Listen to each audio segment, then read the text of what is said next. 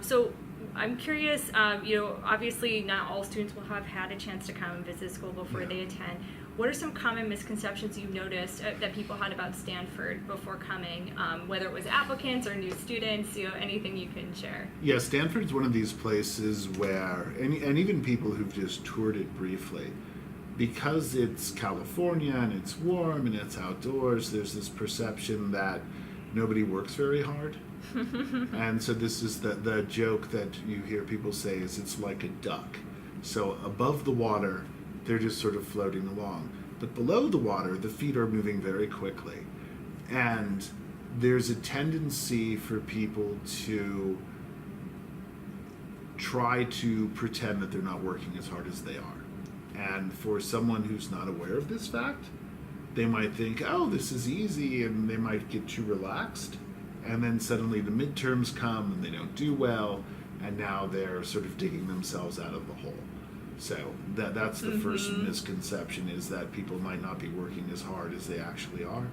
The second misconception is that everyone is going to be a dot-com millionaire, everybody's ready to drop out. This is one of these things where Stanford, like any other institution, there's a diverse set of interests. There are students who are active in the humanities and who have no interest in forming tech startups. So students should not just sort of,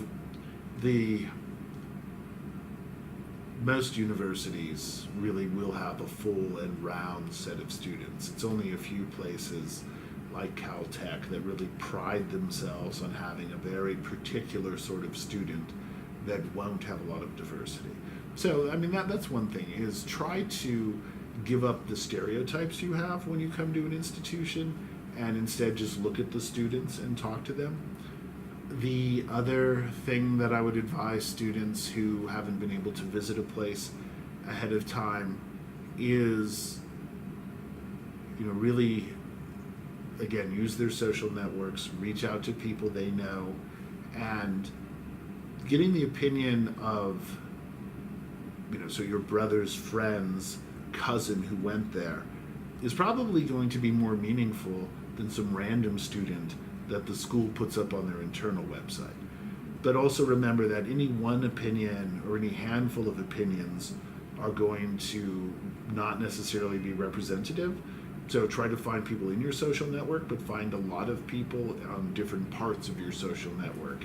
And then you can begin to average out an opinion that's probably fairly meaningful.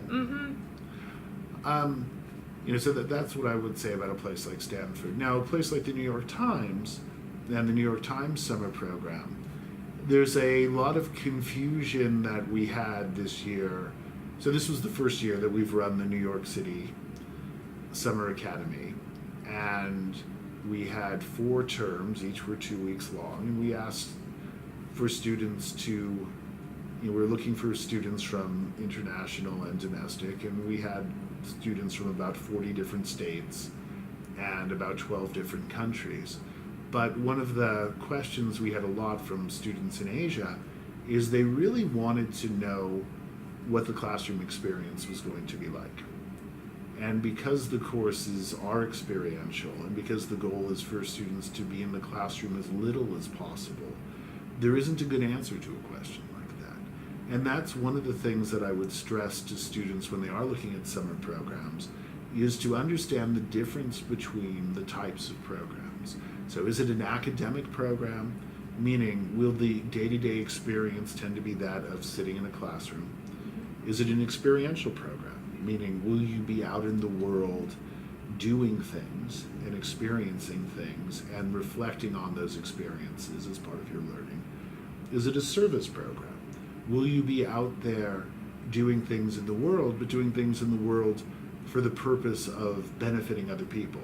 So a service program could be something like going to a remote village and helping to build a new schoolhouse, or to work on upgrading the plumbing infrastructure somewhere. And where what you're supposed to be getting out of this program is both some physical work and demonstrating that you can work as part of a team and all of those sorts of leadership qualities, but also that you've done something that helps someone else without necessarily being done just for your own benefit. Mm-hmm. So, whether it's an academic program, an experiential program, a service program, really getting clear on what those are, why someone might do those. And again, for students who are looking at their applications to college and the reason why they might do one program or another, they really need to think in terms of they're telling a story. An application tells a story about you. If you've gone to a good school and you've done well at that school, then you've already told a good story about how you are as a student. Mm-hmm. If you go to an academic summer program, you're not necessarily adding anything to that story. So the way I like to frame this for parents is, if you've been in a good school all year, and then all you can think to do is come to Stanford for 8 weeks in the summer to take more courses, what are you hoping to show? If you've gone to a bad school, you might think, I'll go to Stanford and show that I can compete with Stanford undergraduates, and this way, if I do well at Stanford, they'll have to let me in. What people don't understand is that during the summer, the students that you see there, the undergraduates go home, the regular faculty go off and do research and things. The courses tend to be visitors, and they tend to be taught by graduate students or visiting instructors. And so success or failure in those courses does not really mean anything against the baseline undergraduate Stanford population. Mm-hmm.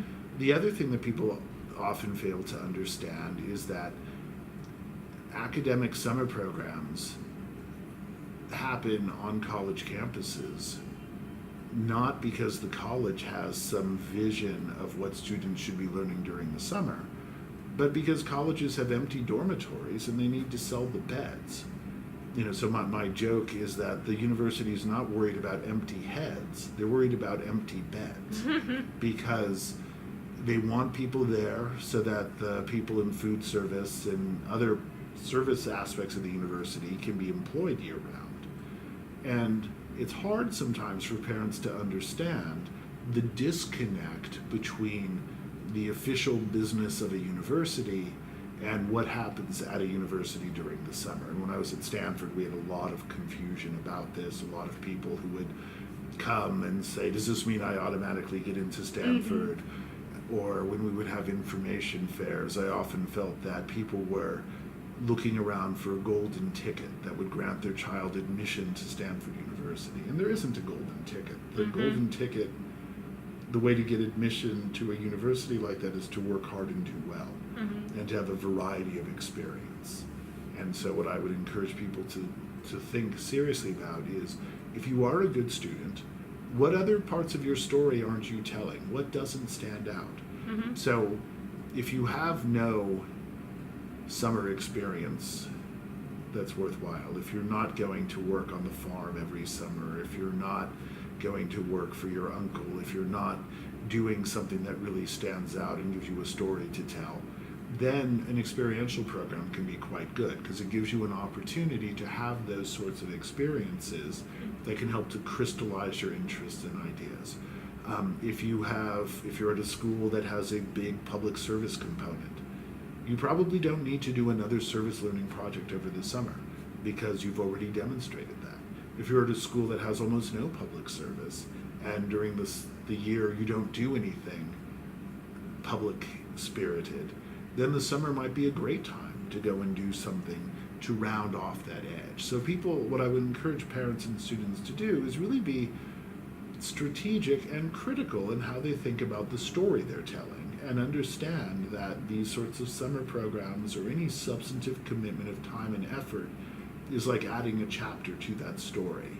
And no one wants to read a story that just says student, student, student, student, student. People want to see the whole individual. Mm-hmm.